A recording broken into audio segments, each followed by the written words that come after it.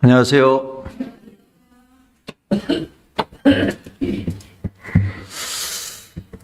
추운 겨울 날씨인데도 불구하고 우리 모든 형제 자매님들이 이 주님을 사랑하여서 함께 모이게 해주신 것에 대해서 참 감사를 드립니다. 오늘 저녁에 교제하고 싶은 말씀은 여러 말씀들이 많이 있는데요. 시편에 있는 말씀들을 통해서 우리 주님을 생각해 보기를 원하는 마음이 있습니다. 시편 23편 제가 1절서부터 6절까지 읽겠습니다. 여호와는 나의 목자시니 내게 부족함이 없으리로다. 그가 나를 푸른 풀밭에 누이시며 쉴 만한 물가로 인도하시는도다. 내 영혼을 소생시키시고 자기 이름을 위하여 의의 길로 인도하시는도다. 내가 사망의 음침한 골짜기로 다닐지라도 해를 두려워하지 않을 것은 주께서 나와 함께 하심이라. 주의 지팡이와 막대기가 나를 안위하시나이다. 주께서 내 원수의 목전에서 내게 상을 차려주시고 기름을 내 머리에 부으셨으니 내 잔이 넘치나이다. 내 평생에 선하심과 인자하심이 반드시 나를 따르리니 내가 여호와의 집에 영원히 살리로다.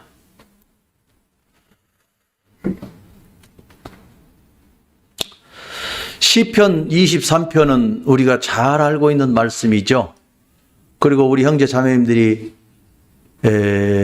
위를 얻는 시편이 되고 또 구원 아직 못 받은 분들도 이 말씀은 상당히 외우고 좋아합니다. 우리 형제님들이 또 시편 23편은 자주 교제해 주시는 말씀입니다. 그런데 제 마음 가운데 오래전부터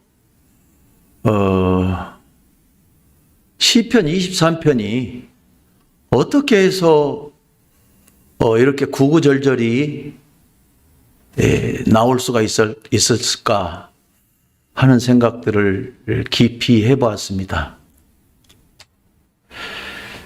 다윗은요, 다윗의 시편이죠. 다윗은 지금으로부터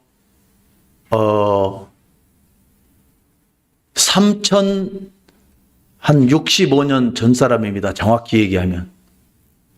예수님 오시기 1040년 전 사람이고요. 올해가 2025년이니까 더하면 3065년 전 사람입니다. 그런데 이 다윗의 시편을 읽으면 우리 주님을 볼 수가 있습니다. 시편은 150편까지 써져 있는데 다윗이 73편이라는 시편을 건 반을 썼어요.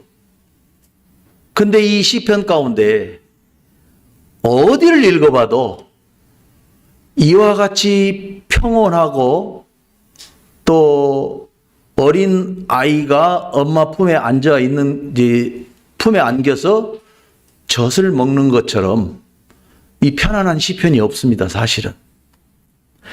이 시편 22편을 가보면 메시아 시편입니다.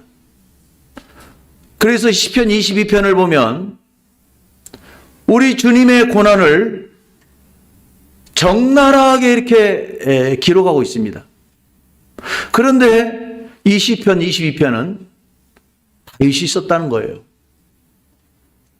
예수님 오시기 전에 천년 전 사람이 어떻게 이렇게 주님의 고난을 적나라하게 쓸 수 있을까? 성령님의 인도하심이 없었다 하면 이 시편 22편은 나올 수가 없는 것이죠.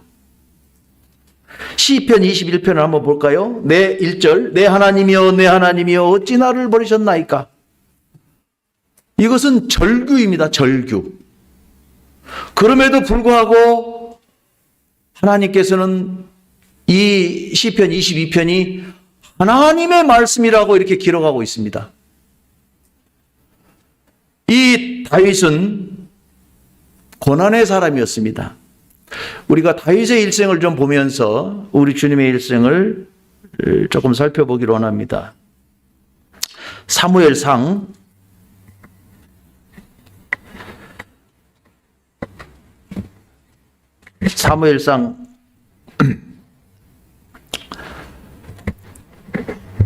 16장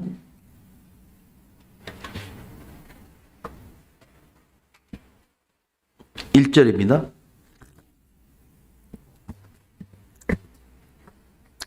여호와께서 사무엘에게 이르시되 내가 이미 사울을 버려 이스라엘 왕이 되지 못하게 하였거늘 내가 그를 위하여 언제까지 슬퍼하겠느냐. 너는 뿔에 기름을 채워가지고 가라. 내가 너를 베들레헴 사람 이새에게로 보내리니 이는 내가 그의 아들 중에서 한 왕을 보았느니라 하신지라. 사무엘이 이르되 내가 어찌 갈 수 있으리이까. 사울이 들으면 나를 죽이리이다 하니 여호와께서 이르시되 너는 암송아지를 끌고 가서 말하기를 내가 여호와께 제사를 드리러 왔다 하고 이새를 제사에 청하라. 내가 내게 행할 일을 가르치리니 내가 내게 알게 하는 자에게 나를 위하여 기름을 부으리라. 이 내용을 보면 사무엘하고 하나님과의 대화입니다. 이미 이스라엘 백성은 하나님의 통치를 거부하고 신정 정치를 거부하고 이제 우리도 이방의 나라처럼 하나님이여 왕을 세워주세요. 소리소리 외쳤습니다. 그래서 이제 하나님께서 기스의 아들 사울을 왕으로 삼습니다. 그런데 이 사울은 하나님의 마음에 합한 자가 아니었죠. 그래서 이제 왕이 있음에도 불구하고 이제 하나님께서 이 사무엘상 16장 1절에 와서 사무엘을 부르십니다. 사무엘아 이리 와봐라. 내가 이미 사울을 버렸다. 하나님의 계획을 말씀하십니다. 그리고 양의 뿔에다가 이제 기름을 채워가지고 가는데 대신에 이제 뭡니까? 그 암송아지를 하나 끌고 가라고 그럽니다. 그러니까 양의 뿔에 기름만 채워가지고 가서 이새의 아들들을 불러서 그 중에 누가 왕이 되겠나이까 해서 하나님이 지목하면 기름을 부으면 되는데 하나님께서 지혜를 주십니다. 가다가 제사장들을 만나거나 그랬을 때 또 왕을 만났을 때 이게 뭐냐? 선지자이기 때문에 기름 부으러 갑니다. 그러면 반역이죠. 그래서 하나님께서는 제사 드리러 간다. 그래서 암송아지를 끌고 가게 하십니다. 그리고 이새를 불러서 아들들을 부릅니다. 이제 한 장 넘기시면 7절에 보면 여호와께서 사무엘에게 이르시되 그의 용모와 키를 보지 말라. 내가 이미 그를 버렸노라. 이새의 첫째 아들 엘리압을 이제 아버지가 데리고 옵니다. 사무엘이 딱 섰다가 이도 아니다. 이 뒤에 가보면 엘리압은 골리앗하고 싸울 때에 다윗을 굉장히 구박하고 교만한 형이었어요. 17장 여기에 손을 넣으시고 28절 한번 읽어볼까요? 큰형 엘리압이 다윗이 사람들에게 하는 말을 들은지라 그가 다윗에게 노를 바라여 이르되 네가 어찌하여 이리로 왔느냐? 전쟁터에 왜 왔느냐? 들에 있는 양들을 누구에게 맡겼느냐? 나는 내 교만과 내 마음의 완악함을 아노니 내가 전쟁을 구경하러 왔도다. 큰형하고 말째인 다윗하고는 나이 차이가 굉장히 많았겠죠. 그런데 아버지가 이제 이 전쟁터에 17장 17절에 가보면 이제 떡 10덩이를 주어서 형들에게 주라고 합니다. 얼마나 내 아들들이 블레셋과 싸우면서 배고플까. 떡 10덩이를 주고 천부장에게도 하나 주고 너도 가면서 하나 먹고 그렇게 줍니다. 그런데 이제 형한테 찾아갔는데 전쟁터에 왔을 때 이 엘리압은 자기 막내 동생을 꾸질합니다. 네가 교만하다. 왜 전쟁터에 왔느냐? 너는 전쟁을 구경하러 왔느냐? 이렇게 아주 교만하게 동생을 나무랍니다. 형제 사랑이 없는 거예요. 네가 어떻게 왔느냐? 어떻게 이렇게 피해서 왔느냐? 이런 것이 아니고 네가 뭐하러 왔느냐? 아버지 심부름밖에 온 죄가 없잖아요. 그래서 하나님께서는 이 엘리압의 마음을 알기 때문에 하나님께서 내가 이미 16장에서 17절에 보면 내가 이미 그를 버려버렸다. 이렇게 말씀하십니다. 그리고 이제 8절에 오면 16장 8절에 오면 이새가 아비나답을 불러 사무엘 앞을 지나가게 하매 사무엘이 이르되 이도 여호와께서 택하지 아니하셨느니라 하니. 저는 이 말씀들을 읽으면서 참 두려웠습니다. 하나님의 방법은 왜 이러실까? 우리가 이제 시골에서 자라다 보면 이게 이 곡식을 추수할 때 보면 이게 키로 까불기도 하고 얼맹이로 이렇게 치기도 합니다. 그러면 조그마한 것은 빠져나가 버려요. 실격입니다. 농사꾼이 농사를 지으면서 좋은 알곡을 얻기 위해서 키질도 하고 얼맹이질도 합니다.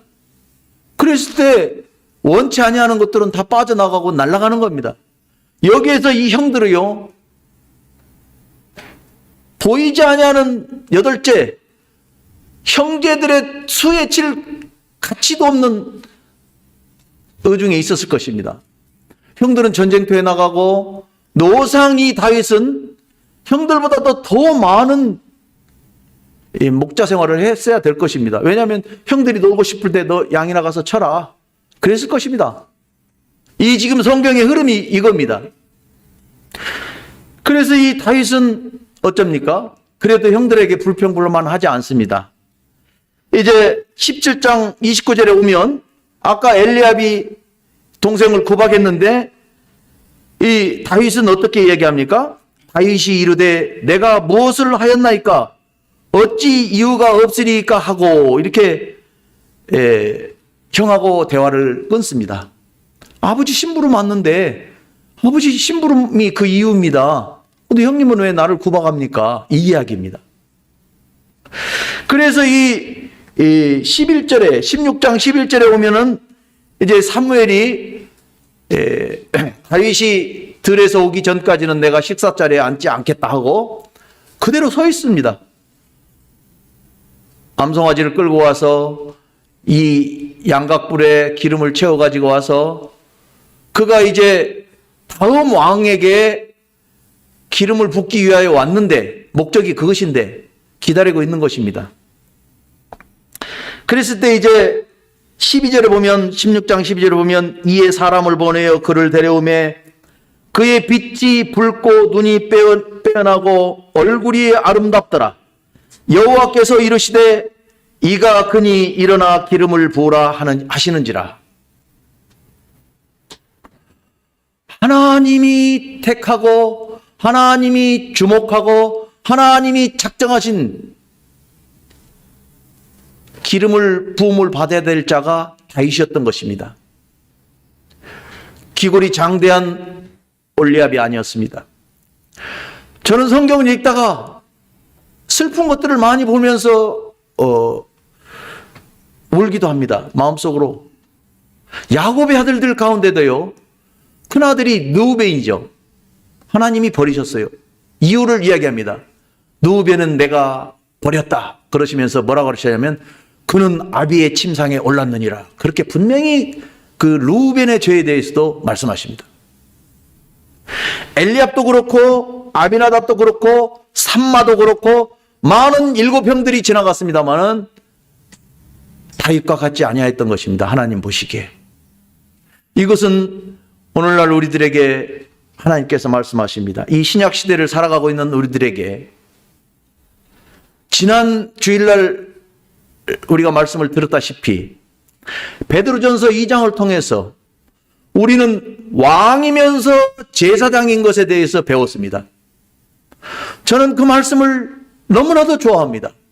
도저히 이해할 수 없는 하나님의 방법으로 이방인인 우리들에게, 유대인에게서 이미 젖혀져 버린 멀리 있는 우리들에게 예수님이 찾아오셔서 복음의 말씀을 전해주시고 구원 얻게 하시고 교회를 이루게 하시고 이 지역교회 가운데서 하나님을 섬길 수 있는 터전을 깔아주시고 서로 성도들이 교제하고 사랑하고 말씀을 나누고 말씀이 그런가 해서 찾아보고 또 그 말씀을 집에 가서 또 듣고 제가 또 들어봤습니다. 그랬더니 작년 11월 3일인가 4일에 한혜도 형제님께서 그 말씀을 전하셨더라고요. 그런데 이번에 또 비슷한 말씀을, 동일한 말씀을 전하셨어요. 히브리서 13장 말씀을 인용하시고 또 우리들에게 이제 뭡니까? 생활교훈이라고 하시면서 하신 말씀들을 말씀하셨어요. 그리스도인들이 이 생활교훈의 차원을 넘어서서 이 다윗을 선택하게 된 이와 같은 하나님, 이 말세지말에 우리를 선택하신 하나님께서 우리도 이 다윗과 같은 마음으로 살기를 원하지 않는가 이런 생각을 합니다. 다윗은 시편 51편에서 그가 교만하였을 때 이제 밧세바를 범합니다. 그가 왕이 되었을 때 이제 밧세바를 얻기 위해서 우리아를 전쟁의 일선에 내몰아서 죽였습니다. 그는 하나님 앞에서 죄악 중에 출생하였다고 시편 51편에 고백하고 있습니다. 시편 51편을 보면 이것은 아름다운 글이 없어요. 내 모친이 나를 죄악 중에 출생하였다고 하고 내가 참 하나님 앞에서 자복하는 이와 같은 시편을 쓰고 있는데 시편 23편에 와서는 얼마나 평안한지 모릅니다. 여호와는 나의 목자시니. 사실 성경을 읽다가 보면 하나님이라고 부르는 내용이 있고 여호와라고 부르는 내용이 있습니다. 여러 형제자매님들은 성경을 어떻게 읽으시는지 모르겠습니다. 구약을 읽다 보면 만군의 여호와여 이렇게 말씀할 때가 있습니다. 만군의 여호와라는 뜻은 엄위하신 하나님, 심판장이신 하나님, 재판장이신 하나님을 뜻합니다. 그래서 그 만군의 여호와 다음에 나오는 내용들은 말씀이 무겁습니다. 모세에게 하나님이 시내산에서 나타나셔서 모세가 묻습니다. 하나님 당신의 얼굴을 좀 나한테 보여주세요. 이렇게 합니다. 그러면 하나님께서 말씀하시기를 나를 보면 살짝 없느니라 하시면서 뒤에 그 옷자락 뒷부분, 사람으로 말하면 저기 정갱이 발꿈치 쪽에 살짝 보여줍니다. 하나님을 봤다고 그것을 보고도 모세는 하나님을 본 것입니다.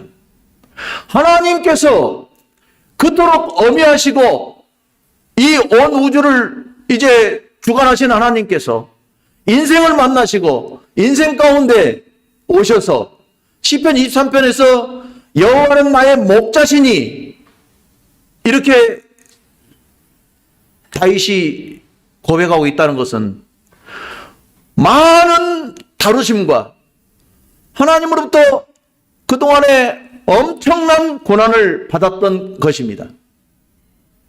다윗의 고난은 말할 수가 없습니다. 다윗과 사울은 장인과 사위입니다. 이 사울의 딸 미갈이 다윗의 아내가 됐잖아요. 이 사울은 다윗이 왕이 됨을 기뻐하지 않고 단창으로 궁전에서 던져서 그를 찍어서 죽이려고 했습니다.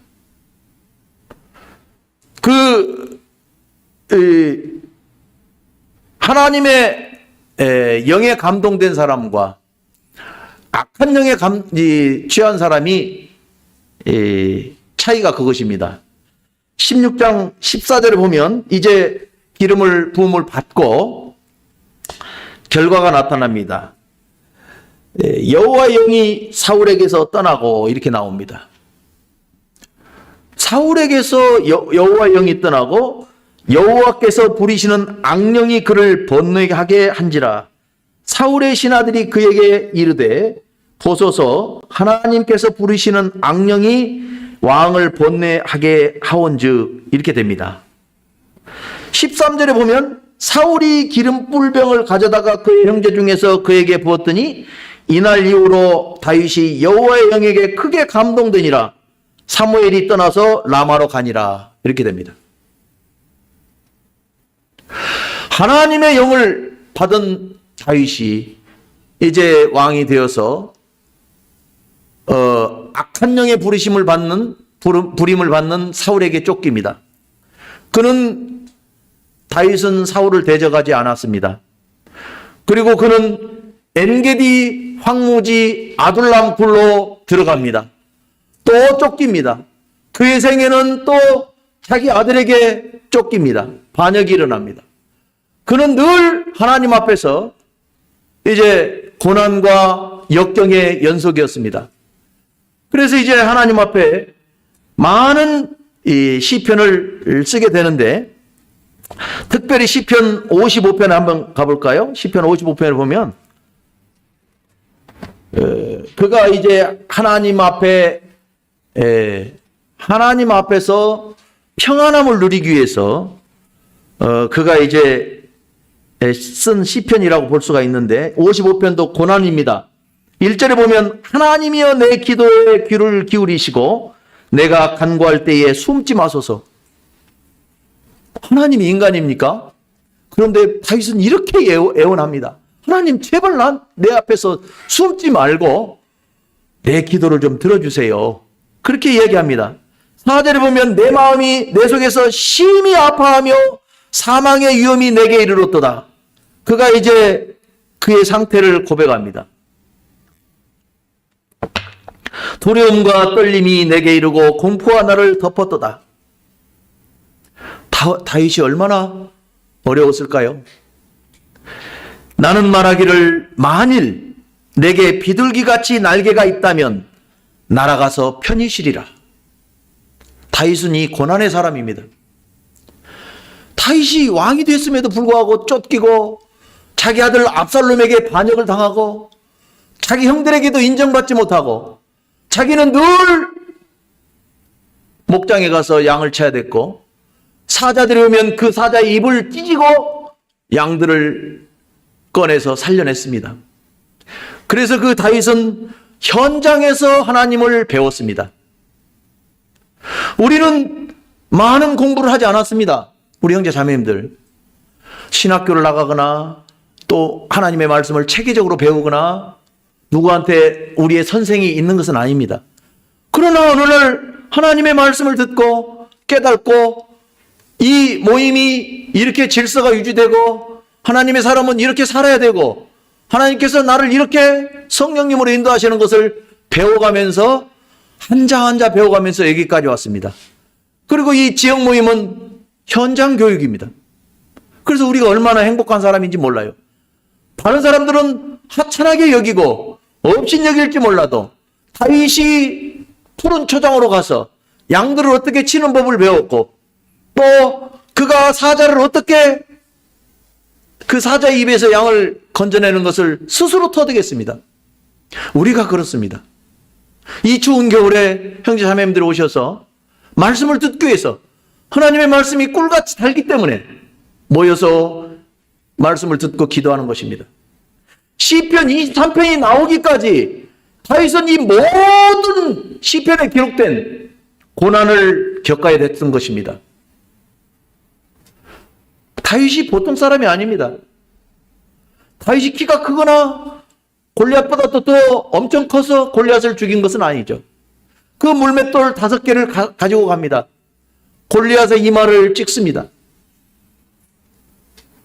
그래서 이제 많은 사람들이 사울은 천천히요, 다윗은 만만이라고 합니다.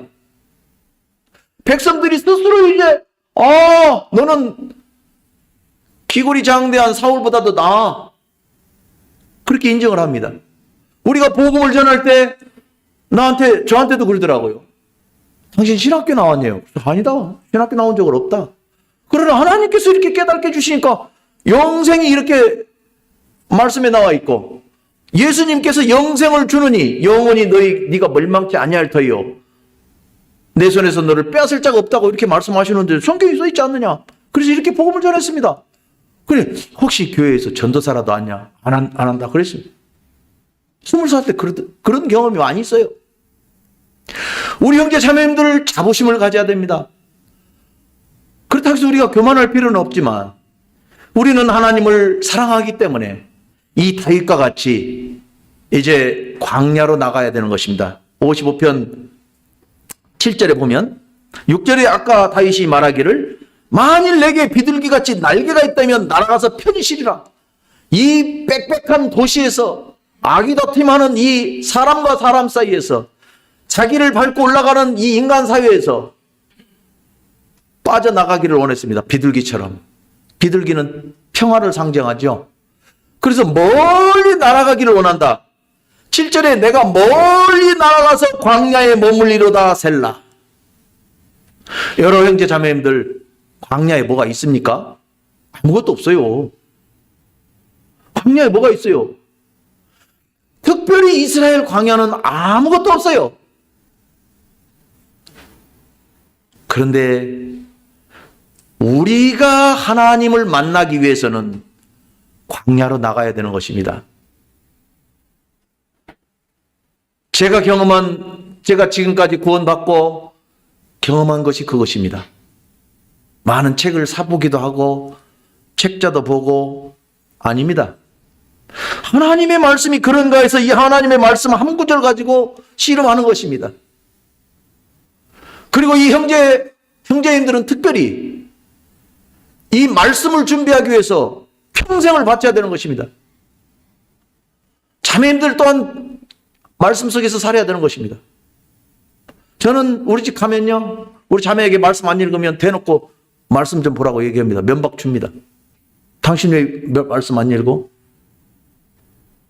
이렇게 얘기합니다. 하나님의 말씀 속으로 들어가지 아니하면 하나님의 말씀을 볼 수가 없더라 이 말입니다. 제가 경험할 때. 그래서 이 광야 가운데 하나님이 계십니다. 광야에서 하나님이 우리 인생들에게 만나줍니다. 광야에 무슨 소리가 있을까요? 아무 소리도 들리지 않습니다. 죄악된 세상의 소리가 들리지 않습니다.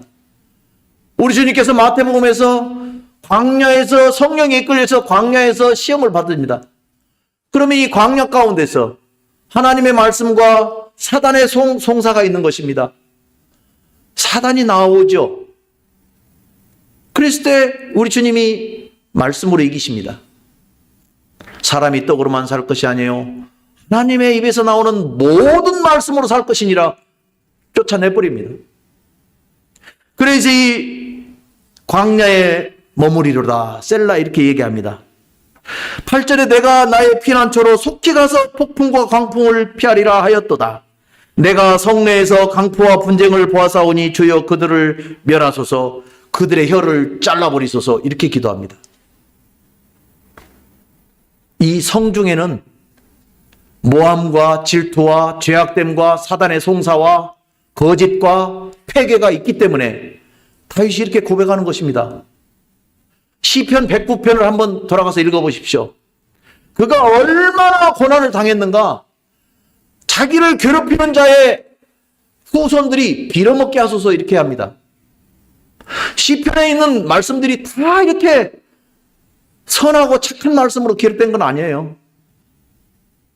다윗이 이제 이후에 살기 위해서 사울을 통해서 고난을 받을 뿐만 아니라 그가 이제 시글락이라고 하는 곳에 가서 아기스 왕에게 가서 미친 체하고 침을 제일제일 흘리면서 미친 사람처럼 노릇을 합니다. 얼마나 괴로웠을까요? 멀쩡한 사람이 미친 사람처럼 이렇게 왕 앞에 가서 기어다니고 그러니까 쟤 미쳤다. 쫓아버려라. 그래서 살아나왔습니다.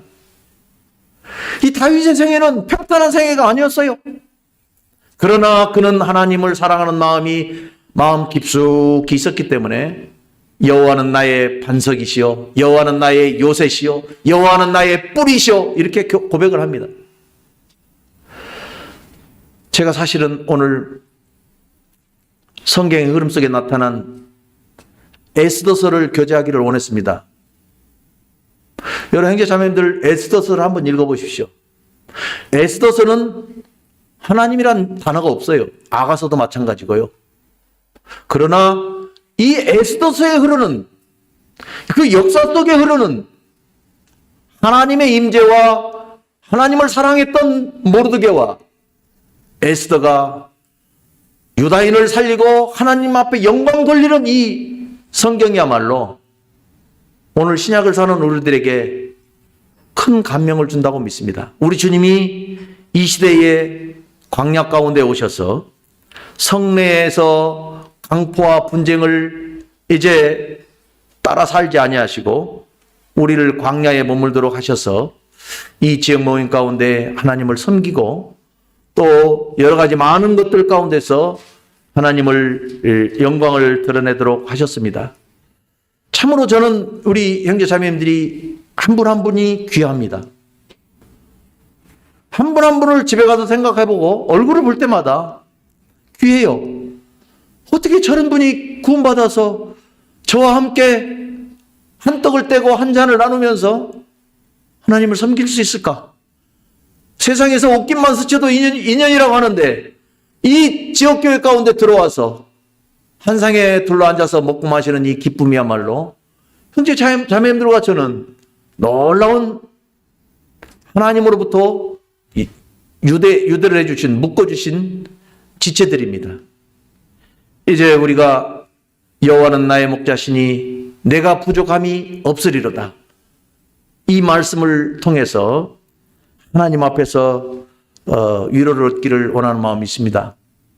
저에게도 기도 제목을 하나 내자면 어저께 이제 병원에 문병을 하고 왔습니다. 마음이 굉장히 아파요. 저희 처형이 얼마 전부터 작년에서부터 폐섬유증이 이제 걸려가지고 고생하다가 지금 폐암 3기라고 이 진단을 받았어요. 그래서 아산병원에 이제 갔다 와서 만나고 이제 치료를 받는다고 하는데 그분은 이제 구원받은 분이에요. 그러나 이제 교파 생활을 했고 너희는 왜 꼭 노을 쓰는데 교회 나가냐 이런 핀잔도 하고 그랬어요. 그러나 그의 침대에는 늘 성경이 있습니다. 어저께도 그걸 보고 왔어요. 형제 자매님들 기도해 주시고 우리가 세상에서는 평안이 없습니다. 주님만이 우리의 목자시고 주님만이 우리에게 이 땅에서도 이제 이끌어갈 분이시고 또 평강을 주시고 푸른 초정과 쉴 만한 물가로 인도하실 분이시라는 것을 잊지 마시기 바랍니다. 또 이 방송을 보고 계시는 형제 자매님들도 마찬가지입니다. 우리가 모일 때에 힘을 얻고 얼굴을 볼 때에 기쁨을 더 2배, 3배를 얻습니다. 모이기를 피하는 어떤 자들의 습관과 같이 하지 말고 하는 말씀 있잖아요. 히브리서에. 우리는 왕이면서 제사장입니다. 그래서 우리가 합력하여 선을 이루고 이 상급을 쌓는 운동장에서 함께 뛰기를 원하는 마음이 있습니다. 감사합니다.